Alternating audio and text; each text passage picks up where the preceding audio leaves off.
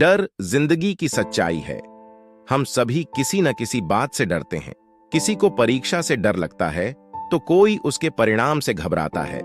बहुत से लोग ऊंचाई से डरते हैं तो कुछ लोग अंधेरे या लिफ्ट में अकेले जाने से खौफ खाते हैं। ऐसे में इन ब्रेन ट्रिक्स को अपनाकर आप अपने डर को हरा सकते हैं। बचपन से लेकर बुढ़ापे तक हमें डर लगता है, जिसे हम खौफ, भय और घबराहट आदि भी कहते हैं।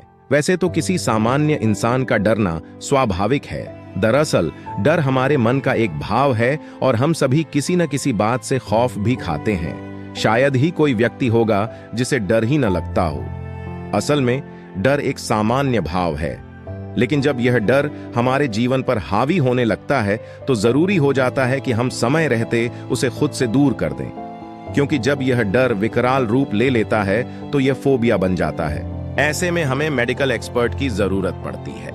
इसलिए डर को अपने काबू में रखें, खुद को डर के काबू न होने दें। हम यहाँ आपको सरल ब्रेन ट्रिक्स बता रहे हैं जिनकी सहायता से आप डर पर नियंत्रण पा सकते हैं। डर से भागे नहीं, उसका सामना करें। वो कहते हैं ना कि डर हमें केवल तब तक ही डरा सकता है जब तक हम उसका डटकर सामना नहीं करते।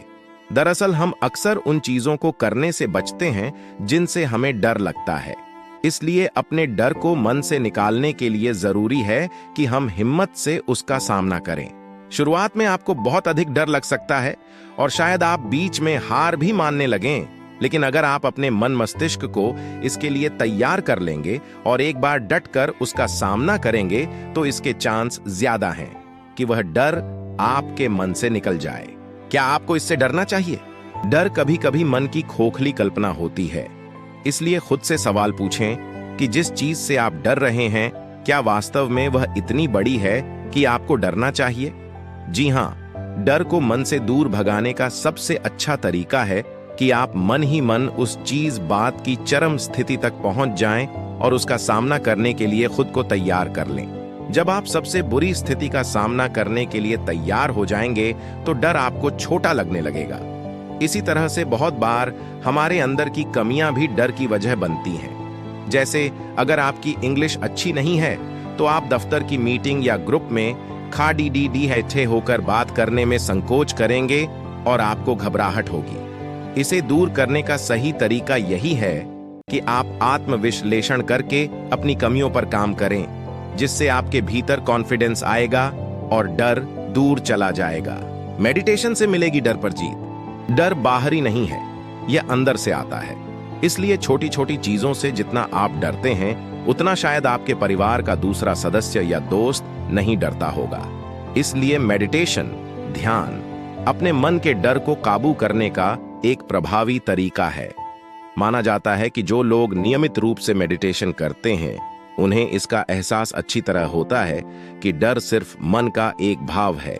ऐसे में ध्यान लगाने वाले व्यक्ति मन को बेचैन करने वाले भावों को मन पर हावी नहीं होने देते, क्योंकि उनका अपने मन पर कंट्रोल होता है।